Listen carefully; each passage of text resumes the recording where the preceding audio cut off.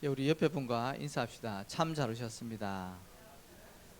예, 한 번 더 인사합시다. 은혜 받읍시다.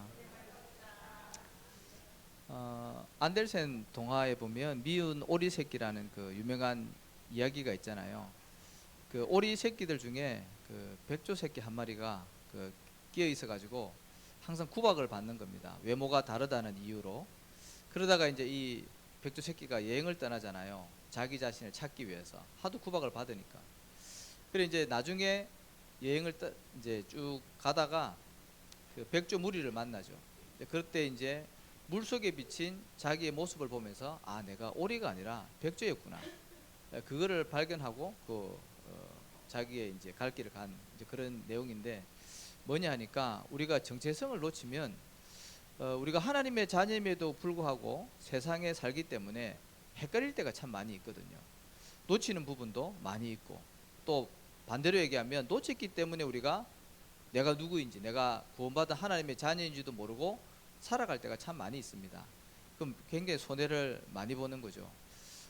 우리 방금 뭐 특송팀이 특송했듯이 우리가 하나님의 자녀이고, 그죠? 우리가 교회의 축복, 예배의 축복 이 속에 있다는 자체가 너무나도 큰 은혜고 응답이고 축복인데, 우리가 이거를 놓치고 뭘 내가 많이 받아야지, 내가 뭔가를 뭐 이루어야지, 하나님으로부터 많은 축복을 받아야지, 그래야지 되는 줄로 착각하고 살아갈 때가 참 많이 있거든요. 우리는 이미 다 받았는데, 그죠? 하나님 그 아들 예수 그리스도 이 독생 성자를 우리에게 주셨잖아요. 그죠? 그 생명이, 영원한 생명이 저와 여러분 속에 있다는 거죠. 그게 가장 큰 축복이고 은혜고 응답입니다. 나머지 것들은 세계 복음화 때문에 있어야 되는 것이고, 또 있어도 되고 없어도 되고, 그거는 서론이고 중요하지가 않고요. 우리 속에 있는 참 생명, 이 복음, 이게 가장 큰 축복입니다. 이거를 날마다 누리는 우리 모든 성도님들 되시기를 예수 이름으로 축복합니다. 자, 그래서 저와 여러분이 한 시대에 하나님이 남은 자로 부르셨습니다. 불건전 신비주의나 아니면은 그 이단들이 말하는 우리만, 나만, 너네들은 다 틀렸고 우리만 맞다, 이제 그 얘기하는 게 아니죠. 신천지에서 말하는 뭡니까? 그 14만 4천 명, 그 속에 들어가야지 구원받는다, 이제 그 얘기가 아닙니다. 이거는 하나님께서 구원받은 백성을 얘기를 하는 거죠. 창세기 6장 14절에 보니까 그 노아 시대가 왔잖아요. 근데 뭐라 기록되어 있냐면 모든 사람들이 다 타락했고 세상에 죄악이 관영했다 그랬습니다. 그런데 노아는 하나님께 은혜를 받았더라 그랬거든요. 그 뭡니까? 하나님의 절대 은혜 속에 저와 여러분이 선택되어진 거죠. 이제 그걸 보고 남은 자라고 그럽니다. 하나님이 우리를 먼저 부르신 거죠. 우리 주위에는 아직 믿지 않은 많은 가족들이나 또 친척들이나 지인들이 있습니다. 그 사람은 틀렸고 나만 맞고, 그 얘기가 아니라 하나님이 우리를, 그들을 구원하시기 위해서 먼저 부르셨다는 거죠.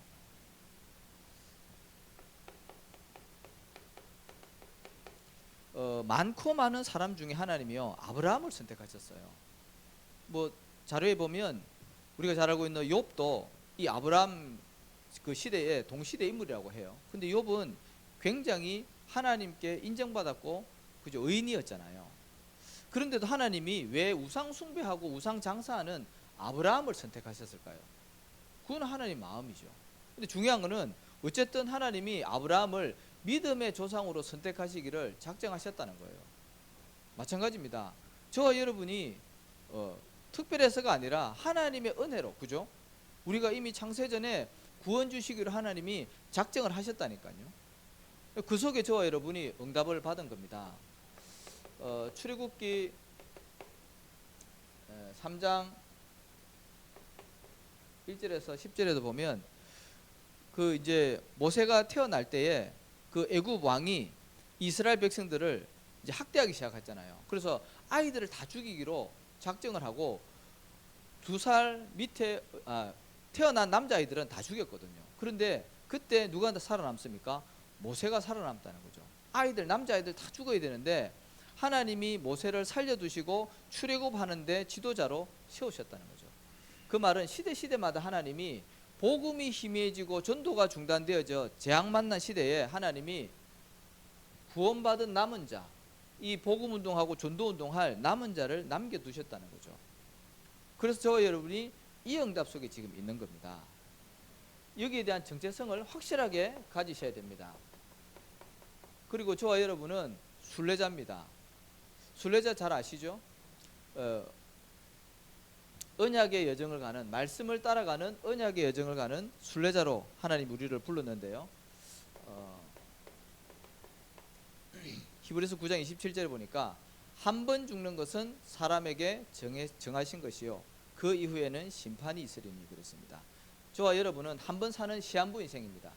그죠? 여러 번 살면 우리가 한 번은 이렇게 살아보고 한 번은 저렇게 살아보고 선택할 수 있지만 한 번 사는 인생입니다. 그렇기 때문에 우리가 무엇을 위해서 어떻게 살아가야 되는지 그거를 우리가 방향을 잘 잡아야 되는 거죠. 근데 바울은 뭐라고 했습니까? 우리의 시민권은 하늘에 있다 그랬습니다. 우리는 배경이요 하나님의 나라입니다. 저와 여러분이 이 땅을 살고 있잖아요. 그런데 우리의 배경이, 우리의 고향이, 우리의 본향이 하나님의 나라라는 거죠. 그거를 기억하셔야 됩니다. 이거를 놓치면은요 우리는 자꾸 불신자 같이 생활을 할 때가 참 많이 있어요. 세상의 흐름 속에 있다 보니까 보고 듣는 것이 전부 다 의식주잖아요. 그게 틀렸다 나쁘다는 게 아니라 어쩔 수 없이 우리는요 자꾸 육신적으로 끌려가게 돼 있어요. 근데 내가 하나님의 자녀고 우리의 본향이 천국이고 우리의 상급이 영원한 것이라는 것을 생각을 하면 땅의 것들은 다 지나가는 것들이에요. 자, 그래서 바울은 뭐라 그랬냐면, 그래서 바울은 땅의 것에 연연하지 않고 위의 것을 향해서 하나님이 부르시는 그 부름의 상을 위해서 자기는 달려간다. 예수님께 붙잡힌 바 된 그거를 표대 삼고 달려간다 그랬거든요. 이게 위대한 고백이 아니라 사실은 정상적인 고백이거든요. 저와 여러분의 고백이 그 고백이 돼야 됩니다. 그렇잖아요. 그래서 다 지나가는 것에 연연하지 마시기 바랍니다. 자, 그리고 하나님이 저와 여러분을 뭘로 부르시냐면 정복자로 부르셨습니다. 그 세상 영웅들, 그죠? 지금도 전쟁이 많이 일어나잖아요. 그 사람들이 뭡니까? 지금 다른 나라의 땅을 정복하려고 하는 거잖아요. 자기의 육신적인 그 권력을 가지고 힘을 가지고요 세상을 육신적으로 정복을 하려고 해요. 근데 성경에서 말하는 정복은 그 정복이 아닙니다. 어떤 정복입니까? 살리는 정복이죠. 왜냐하면 예수님이 그렇게 하셨거든요. 마가복음 10장 45절에 보니까 예수님이 이 땅을 구원하시기 위해 오셨는데 뭐 하셨냐 하면 사람을 해치고 땅을 뺏은 것이 아니라 예수님 자신이 십자가에서 죽으심으로 그 생명으로 말미암아 모든 사람을 다 살린 겁니다. 인자가 온 것은 섬김을 받으려 함이 아니고 오히려 섬기려 하고 자기 목숨을 많은 사람들의 대속물로 주기 위해서 십자가에서 죽으신 거예요. 살리는 정복을 하신 겁니다. 저와 여러분도 세상 살리는 하늘의 미랄이 되시기를 바랍니다. 요한복음 12장 24절에 보니까 한 알의 밀이 땅에 떨어져 죽으면 많은 열매를 맺는다 그랬습니다. 저와 여러분의 기도와 헌신과 그런 전도를 통해서 많은 영혼들이 살아나겠죠. 그렇잖아요. 우리가 싸워서 다른 사람과 경쟁해서 이긴다. 그거는 불신자고 똑같죠. 세상 방법이죠. 그런데 예수님은 있잖아요. 능력 그 자체 아닙니까? 죽은 자도 살리셨고요. 주의 천군 천사를 마음껏 움직일 수 있었지만 예수님은 있잖아요. 힘으로 세상을 정복한 게 아니거든요. 예수님이 이제 로마 병사들에게 잡힐 때 베드로가 칼로 있잖아요. 그 병사의 귀를 치잖아요. 그랬더니 예수님이 뭐라 그럽니까? 내가 명령만 하면 12영이 더 되는 천사를 보낼 수 있는데 보내지 않았다는 거죠. 칼로 흥한 자는 칼로 망한다. 하나님은 얼마든지 하실 수 있는 데 있잖아요. 세상 방법으로 그렇게 하지 않고요. 전부 다 살리는 정복을 했다는 거죠. 그래서 저와 여러분이 복음 가지고 기도하면서 현장 살리는, 현장을 정복하는 그런 응답을 받으시기 바랍니다. 이게 저와 여러분의 정체성입니다. 우리를 남은 자로, 순례자로, 정복자로 부르셨다는 거죠. 이거를 잊지 마시기 바랍니다. 자, 그래서 하나님이 구별하신 사람으로 우리를 부르셨잖아요. 그래서 오늘 본문 읽어보니까 거룩하게 하라 그러면서 아론에게 거룩한 옷 세마포를 입으라 그러잖아요. 거룩하다는 말이 뭐죠? 제가 지난주 말씀드렸듯이 구별되어졌다는 말이죠. 이 아론 제사장만 옷을 다르게 입혔잖아요. 하나님 앞에 예배드리는 제사장으로 불렀기 때문에 구별된 일을 하고 구별된 옷을 입혔어요. 그래서 거룩하다 그렇게 표현을 했죠. 마찬가지로 저와 여러분도 하나님께서 구별하셔서 거룩하게 하신 겁니다. 어떻게 해요? 예수 피로서. 그렇잖아요. 예수님 믿을 때 우리 안에 생명이 들어와서 우리가 그전에는 마귀 자녀요 죄악 가운데 있었는데 이제는 하나님의 자녀로 거룩하게 됐기 때문에 구별된 거예요. 그래서 저와 여러분을 뭐라고 한다고요? 성도라고 하잖아요. 거룩한 길을 가는 성도. 아침에 제가 이제 주일날 되면 보통 8시 전에 여기 교회에 오거든요. 근데 이제 지하철을 타고 오거든요. 그러면 항상 느끼는 게 일요일이라서 저는 그 시간에 사람이 별로 없을 줄 알았어요. 근데 항상 아침에 많지는 않지만 항상 그 자리에 좌석에 사람들이 다 앉아 있어요. 근데 거의 80%가 그 등산용 가방 있잖아요. 그거를 다 가지고 있어요. 나이 드신 분들이. 그 말은 뭡니까? 산에 간다는 얘기잖아요. 그렇잖아요. 주일인데. 그 사람은 뭡니까? 하나님 안 믿는 얘기잖아요. 그러니까 구원받은 사람은 주일날 예배드리러 교회에 오는데 그 사람들은요 산 간다니까요. 그래서 우리를 구원받은 성도라고 하는 겁니다. 이 책은 뭡니까? 성경책입니다. 왜 성경책입니까? 구별되었다고 해서 성경책이라고 하는 거죠. 이거는 있잖아요. 성물이에요. 구별된 물건, 하나님께 쓰임받는 구별된 물건이라고 해서 성물이라고 하는 거죠. 교회를 가지고 다른 말로 성전이라고 표현하죠. 구별된 집이라는 뜻이에요. 구별된 건물. 다르다는 거죠. 마찬가지로 저와 여러분이 하나님이 구별하신 성도라는 겁니다. 그래서 이 축복을 누리기 위해서 뭘 해야 되냐면 나를 복음하시기 바랍니다. 복음이 뭡니까? 가장 좋은 거 아니겠습니까? 그죠? 가장 좋은 소리를 가지고 복음이라고 얘기를 하죠. 맞잖아요. 이 세상에 있어서 가장 복된 소식이 뭐가 되겠습니까?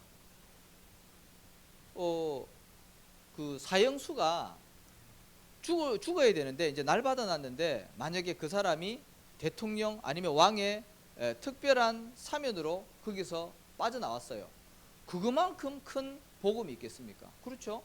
마찬가지입니다. 우리가 하나님을 떠나서 지옥 갈 수밖에 없는데 우리가 구원받았잖아요. 거기서 빠져나오는 방법을 들었잖아요. 그게 복음입니다. 그죠? 그래서 가장 중요한 것은 나를 복음화하는 것이 중요합니다. 교회를 다녀도 내가 복음화 되어지지 않으면 우리는 여전히 문제, 사건, 갈등 앞에 걸려 넘어져요. 그래서 내가 복음화 되어진 만큼 우리는요 자유로울 수 있어요. 진리를 알지니 진리가 너희를 자유롭게 하리라 그랬잖아요.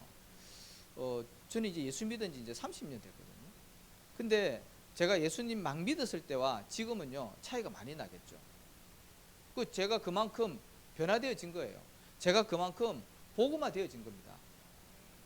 물론 뭐 예수님 짧게 믿어도 빨리 복음화되어지는 사람도 있겠죠. 근데 대부분 보니까 시간이 좀 걸리더라고요. 내가 복음화되어지기 전까지는요 시간이 좀 걸려요. 왜냐? 하나님이 전능하신 분이고 무한대 영원한 분인데 우리가 작은 지혜와 IQ로 알 수 없잖아요. 그렇잖아요. 우리의 삶을 통해서 우리가 하나님을 체험해 나갈 때 우리가 조금씩 변화되어져 가거든요. 지금도 저는 있잖아요. 혼자 있을 때는 나쁜 생각도 많이 하고 또 틀린 생각도 많이 하고 세상에 물들 때가 많이 있어요. 그래서 우리는 언제까지 해야 되냐? 죽을 때까지 해야 되는 거예요. 하나님의 나라 가는 그날까지 우리는 계속해서 성화되어져 가야 되는 거예요. 그게 나를 복음화하는 겁니다. 그래야지요 내가 복음화 되어진 만큼 내가 속지 않고 영적 전쟁에 승리할 수 있습니다. 자, 그러기 위해서 뭐 하셔야 되냐면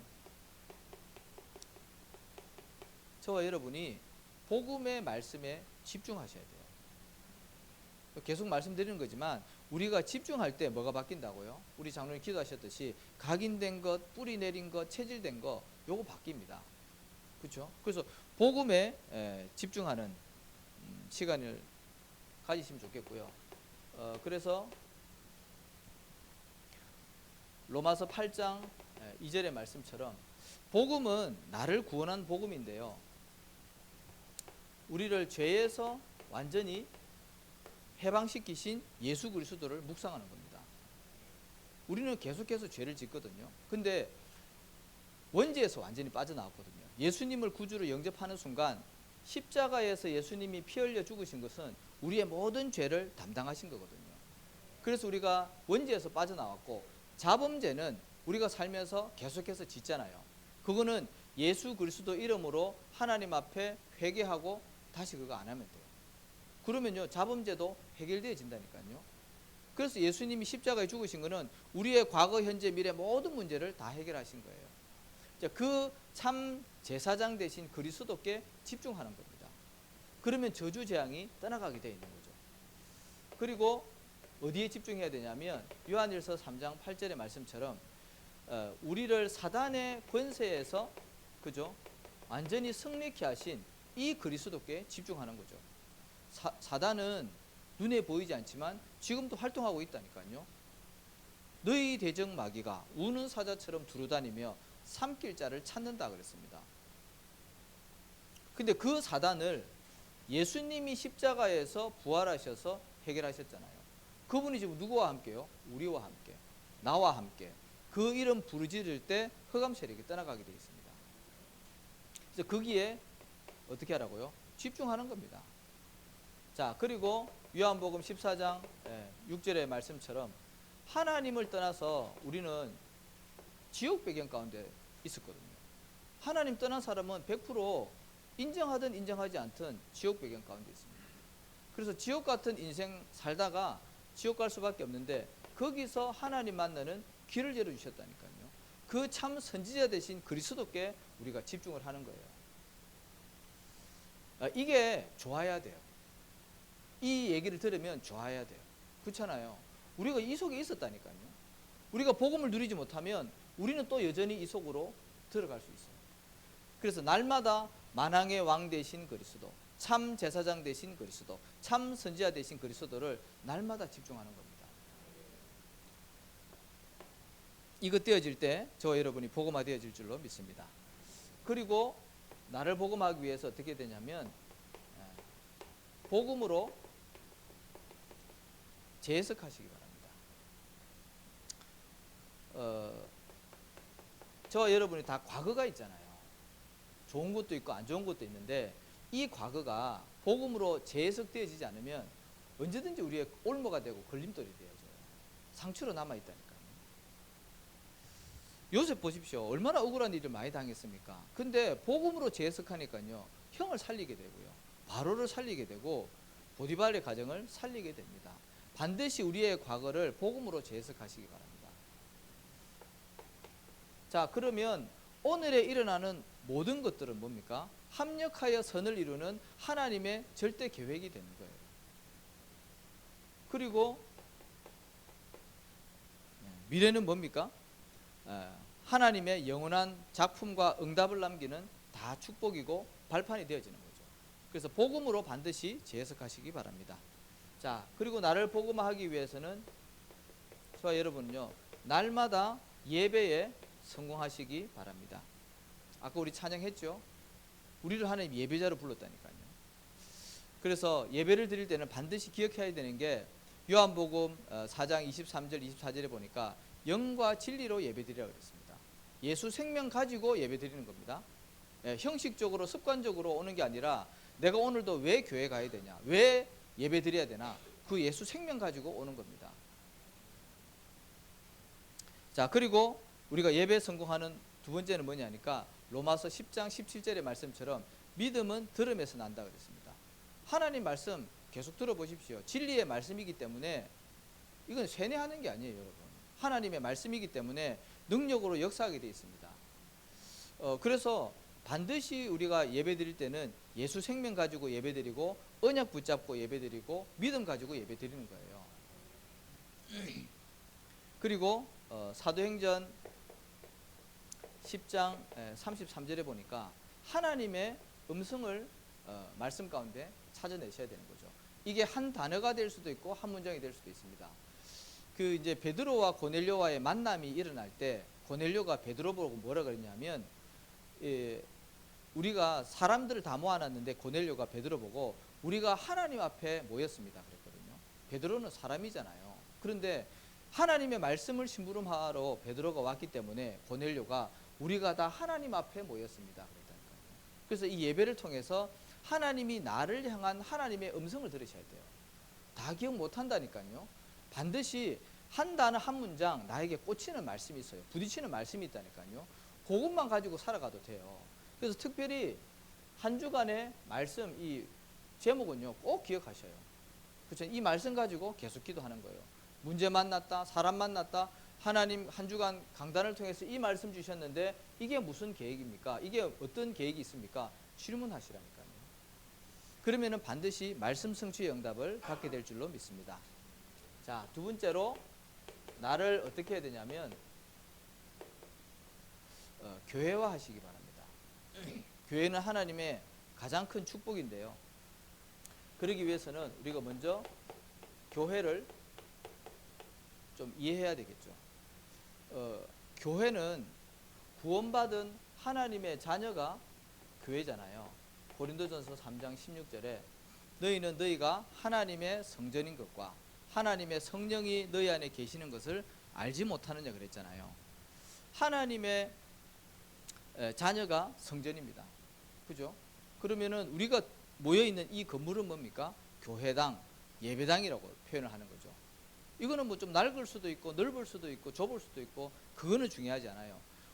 하나님의 자녀가 교회라니까요. 교회는 절대로 무너지지 않습니다.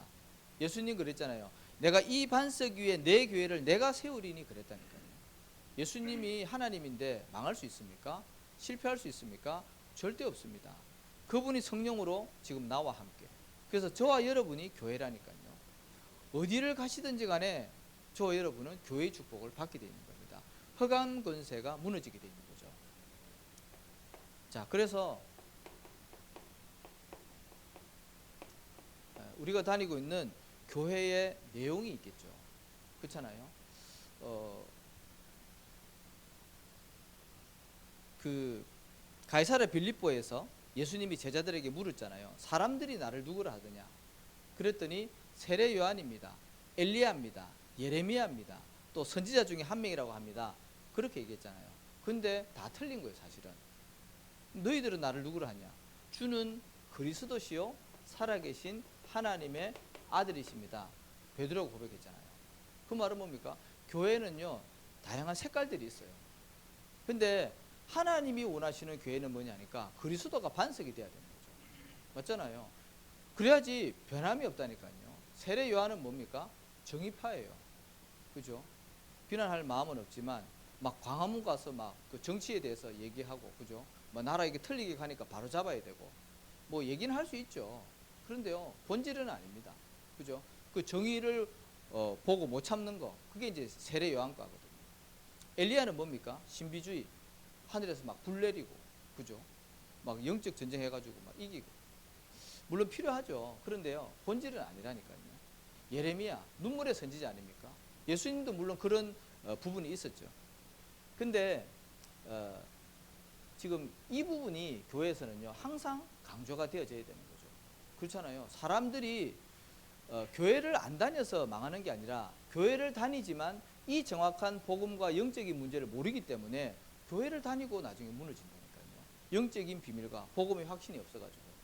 그래서 교회의 내용 우리가 분명히 확인해야 되고요. 이것을 계속 뿌리를 내려야 된다니까요. 한 번 들었다고 될 것 같으면요 예수님 재림하시죠. 근데 그게 아니잖아요. 자, 그리고 교회의 방향이 있거든요. 각 교회마다 방향이 있을 겁니다. 그런데 하나님이 원하시는 방향이 있을까 합니까? 예수님이 원하시는 방향. 마태복음 21장 12절에서 17절에 보면 예수님이 성전 청소하는 장면이 나옵니다. 그때 사람들을 막 내쫓았던 그 성전 그 구역이 어디냐면 이방인의 뜰입니다. 뜰. 우리 교회 이름이 뜰이 있는 교회잖아요. 그죠? 그 공간을 얘기를 하는 거죠. 이방인의 뜰에서 사람들이 장사하고 있었거든요. 그 이방인이 갈 데가 없는 거예요. 그러니까 이 다민족 복음화, 세계 복음화와 맞지를 않는 거죠. 그러니까 예수님 있잖아요. 쫓아내면서 내 집은 만민이 기도하는 집이라 그랬잖아요. 하나님의 집은 사람들이 와서 기도해야 되는데 기도할 수 있는 장소도 없애버린 거예요. 또 아이들이 와서 예수님을 막 찬양하고 그러니까요. 대제사장, 서기관, 바리새인들이요. 그 아이들을 막 꾸짖는 거 있죠. 아이들이 있을 수 있는 공간이 없는 거예요. 아이들을 복음할 수 있는 공간이 없는 거예요. 그래서 우리 교회가 어떻게 해요? 237 나라 5천 종족을 살릴 다민족의 뜰을 준비하자는 거죠. 우리가 당장 없어도 안 돼도 방향은 확실하게 가져가야 된다니까요. 다민족의 뜰. 또 이 현장에 교회에 병들고 무너진 사람 너무나도 많이 있잖아요. 세상의 방법으로 의학으로 절대로 고칠 수 없는 것. 거기 현장의 영적 문제를 치유하자는 거죠. 치유의 뜰. 그리고 우리의 후대들 가만 냅두면 있잖아요. 다 무너진다니까요. 그래서 복음으로 살리자는 거예요. 후대의 뜰. 그래서 이 세 가지 뜰에다가 방향을 맞추고 우리가 지역과 민족과 세계 복음을 하자는 거거든요. 그래서 내 안에 먼저 이것이 말씀과 기도로 딱 정리가 돼 있어야 되고 망대가 돼 있어야 된다. 흔들림이 없어야 되니까요. 그래서 나를 교회화 하자는 겁니다. 자, 그 다음에 세 번째로 뭐 해야 되냐면 나를 세계화 해야 됩니다. 그 세계화의 이유가 있잖아요. 그냥 우리끼리 뭐 잘 살면 되지. 우리끼리 마음 맞춰가지고 그냥 잘 하면 되지. 뭘 세계화합니까? 근데 그거는 진짜로 하나님과 안 맞는 거예요. 지금 세계는 있잖아요. 재앙 시대거든요. 지금 뭐 매스컴이 발달하니까 전 세계에 일어나는 일들이요. 한꺼번에 다 보잖아요. 유튜브에 내가 찾지 않아도요. 막 올라온다니까요. 뭐 지금 일본에 뭐 지진이 뭐 일어나고 있고, 그죠? 또 뭐 저기 우크라이나 계속 전쟁이 일어나고 있고, 이스라엘 전쟁이 일어나고 있고, 이런 세계적인 이슈들이요. 막 올라온다니까요. 근데 보면 재앙 시대거든요. 근데 이게 예언되어 있어요. 예수님 당시에. 그쵸? 말세 때 일어난 일에 대해서 마태복음 24장에 예수님 말씀하셨잖아요. 그런 일들이 일어난다고. 전쟁과 지진과 기근 이런 것들이 일어나게 돼 있다고. 근데 끝이 아니라 언제요? 이 복음이 온천하 만민에게 증거되어야 하리니 그제야 끝이 온다 그랬습니다. 그러니까 두려워할 건 없는 거예요. 중요한 건 어쨌든 지금 재앙 만난 시대를 살고 있는데 중요한 거는 이 영적인 재앙이 전 세계를 돈다는 거죠. 이 사단은 시공간 초월의 역사로 일을 하잖아요. 그렇죠? 그래서 이것을 막을 수 있는 방법은 오직 복음밖에 없다니까요. 다른 것은 막을 수가 없어요. 자, 그래서 지금 전 세계는 어떻게 해요? 지금 중독으로 막 병들어가고 있다니까요. 지금 마약이라든지 뭐 미디어라든지 이런 것들이요. 전 세계에 판을 치고 있고 우리 후대들을 조용하게 무너뜨리고 있습니다. 그래서 이거는 나 혼자 잘 산다고 해서 되는 게 아니에요. 이거 가만 냅두면요. 전 세계를 휩쓴다니까요. 우리 코로나 겪었잖아요. 전 세계 도니까 금방 돌아버리고요. 이거는 뭐 우리만 해가지고 되는 것도 아니에요. 그래서 반드시 세계화. 그래서 우리가 세계의 재앙을 막기 위해서 이 세계복음화의 언약을 붙잡아야 되는데요. 이 세계복음화는 하나님의 절대 계획입니다. 막을 수가 없어요. 하나님의 선민인 왜 이스라엘들이 고난당했을까요? 여기에 안 맞는 거예요. 그냥 우리만 하나님 잘 믿으면 되지 뭘 이 복음을 다른 민족에게 증거하냐. 근데 하나님이 안 맞으니까 하나님과 안 맞으니까 계속해서 강대국을 보내가지고 전쟁을 터뜨려서 강제로 선교 현장으로 보내잖아요. 강대국으로 보내잖아요. 분명히 말씀하셨다니까요. 모든 족속에게 가서 제자 삼으라고 했습니다. 이때 초대교회 상황과 제자들의 상황을 알지 않습니까? 예수 믿으면 잡혀 죽는다니까요. 그런 제자들에게 예수님이 있잖아요. 세계복음화를 명령하셨어요. 너무 환경하고 안 맞는 거죠. 근데 중요한 것은 이게 말씀이 그대로 성취가 되어졌다는 거죠. 지금도 성취되고 있습니다. 마가복음 16장 15절에서 20절에 보니까 온천하 만민에게로 가라. 분명히 말씀하셨습니다. 어떻게 해요? 땅끝까지 가라 그랬습니다. 그래서 우리는 세계복음화 선택이 아니라 필수입니다. 이거는 뭐 해도 되고 안 해도 되고 그게 아니라 반드시 해야 되는 거예요. 안 그러면 우리 자신과 우리 후대에게요 재앙이 온다니까요. 자, 그래서 이거를 그러면은 이 세계 복음화를 어떻게 하면 됩니까? 가장 중요한 거는 내 안에 먼저 이것이 말씀과 기도 제목으로 딱 망대가 세워져야 돼요. 내 안에. 그렇잖아요. 세계 복음화 어떻게 보면 절대 불가능 아닙니까? 어떻게 우리가 전 세계를 갈 수 있습니까? 근데 내 안에 이것이 딱 준비가 되어 있으면 하나님은 이 준비된 사람을 통해서 일을 하시기 시작한다니까요. 확실합니다. 이게 성경에 그렇게 말씀을 하고 있고 그렇게 기록되어 있거든요. 자, 그리고 제자를 찾아 세우는 겁니다. 분명히 복음의 이 생명근 제자가 현장에 있다니까요. 그 제자를 찾아 세우면 돼요. 그래서 현장에는 뭐 복음 듣고 말 사람도 있지만 분명히 이 복음의 생명근 이 바울과 같이 핍박자였는데 어느 날 보니까 하나님의 은혜 가운데 이 사람이요 복음의 생명근 제자가 되어져 있는 거죠. 그래서 우리 주위에도 보면 예수 믿는다고 막 핍박하는 가족들 또 친척들 분명히 있잖아요. 근데 어느 날 하나님의 시간표가 되어지면 그 사람이요 제자로 딱 세워진다는 거예요. 제가 옛날에 직장 다닐 때 저를 그렇게 교회 다닌다는 이유로 그냥 미워하는 직장 상사가 있었어요. 제가 그때 대리였는데 근데요 어느 날 이 사람이 자기 부인을 따라서 교회를 가게 된 거예요. 근데 이 사람이 완전히 바뀌어가지고 사명자가 딱 돼 있는 거죠. 그때부터는 저를 무조건 도와줘요. 제가 그때는 청년이었으니까 야, 이 교회 다니는 청년이 너무나도 귀한데 정대리 대단하다면서 제가 직장 다니면서 사고 치면은 나 커버 쳐주고 얼마나 좋은지요. 저는요 분명히 믿습니다. 그렇게 지금 막 예수 안 믿고 막 핍박하고 그래도요 하나님의 시간표 돼 있으면 우리가 기도 속에 있으면 제자로 바뀐다니까요. 오히려 더 그런 사람들이요 제자로 세워질 가능성이 높아요. 그러니까 낙심하지 말라니까요. 포기하지 마세요. 하나님을 이길 사람은 아무도 없습니다. 그죠? 우리가 그래서 언약 붙잡고 기도하면 되는 거예요. 그래서 이런 제자들을 곳곳에 세우면 세계 복음화의 응답은 반드시 되게 되어 있습니다. 초대교회는요 아무 힘없고 배경 없는 12명의 제자가요 세계 복음화 했잖아요. 하나님 우리한테 안 되는 거 억지로 시켜가면서 가겠습니까? 그럴 분이 아니라니까요.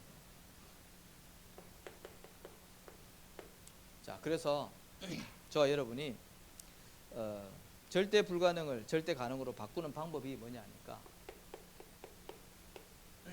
누리시면 됩니다. 뭐 누리면 됩니까? 하나님이 나에게 주신 이 완전하고 충분하고 모든 것 되어지는 복음을 누리시면 돼요. 근데 이게 사실로 안 닿아지면 아무리 누리라 그래도 못 누리겠죠. 근데 하나님 말씀, 이 복음의 말씀을 계속 듣다가 보면 하나님이 은혜도 주시고 지혜도 주시고 깨달음도 주시잖아요. 그럼 믿어져요. 그럼 그때부터 누리면 되는 거예요. 이 복음을.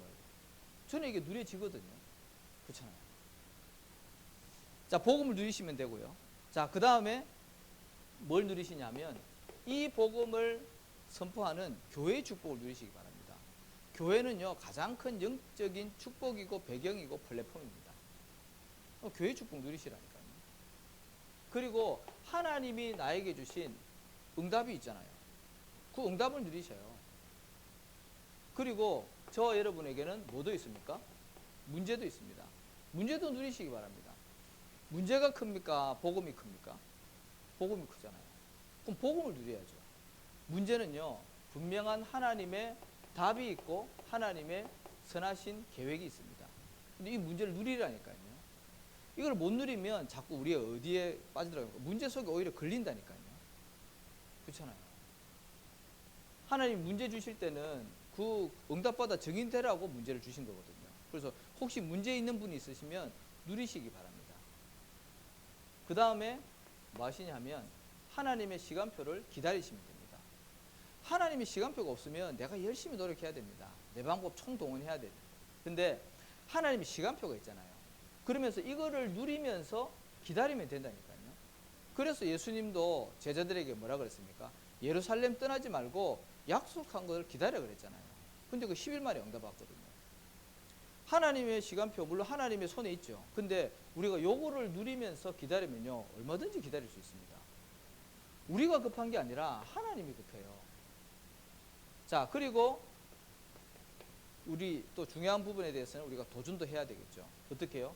하나님의 말씀, 언약을 붙잡고 도전하는 겁니다. 바울이 그랬잖아요.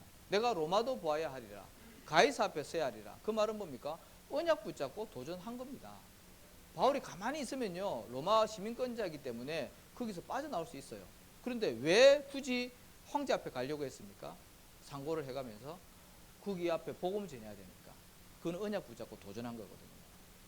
저와 여러분이 복음을 누리시고 또 하나님의 시간표를 기다리면서 중요한 것은 언약 붙잡고 도전할 수 있도록, 이게 하나님이 구별하신 사람의 응답입니다. 그래서 한 주간 기억하세요. 나를 복음화하고 나를 교회화하고 나를 세계화하시기 바랍니다. 그러면 하나님이 분명히 예비하신 은혜와 응답을 주실 줄로 믿습니다. 우리가 왜 기도를 해도 응답이 없을까요? 그거는 하나님과 방향이 안 맞거나 잘못 구해서 그렇거든요. 하나님은 응답의 하나님인데 왜 우리 기도에 응답이 없겠습니까? 그죠? 한나의 기도 응답을 잘 아시죠? 한나가 자녀가 없어가지고 하나님 앞에 너무 힘들어가지고 기도했잖아요. 근데 자기 육신적인 이 아들 때문에 고민할 때는 하나님이 응답이 없었거든요. 그런데 지금 말씀이 끊어졌고 현장에는 복음이 없어졌구나. 하나님과 방향을 맞추고 나시린의 응답을 가지고 하나님 앞에 기도했더니요 하나님이 그 밤에 아들을 주셨거든요. 그건 마찬가지입니다. 우리가 하나님과 방향만 잘 맞추면 하나님 기도에 응답하신다니까요. 그래서 저와 여러분이 말씀 붙잡고 하나님이 원하시는 기도 제목 가지고 응답받아 증인되시기를 예수 이름으로 축복합니다. 살아계신 주님 감사합니다. 우리를 하나님의 자녀 삼아주시고 시대와 미래와 후대 살릴 하나님 남은 자, 순례자, 정복자로 인도하심을 감사를 드립니다. 이번 한 주간도 하나님 자녀의 정체성을 누리며 나를 복음화하고 또 나를 교회화하며 나를 세계화해서 하나님이 원하시는 세계복음화에 쓰임받는 우리 모든 성도님들이 되게 하옵소서. 예수 그리스도 이름으로 축복하며 기도하옵나이다. 아멘.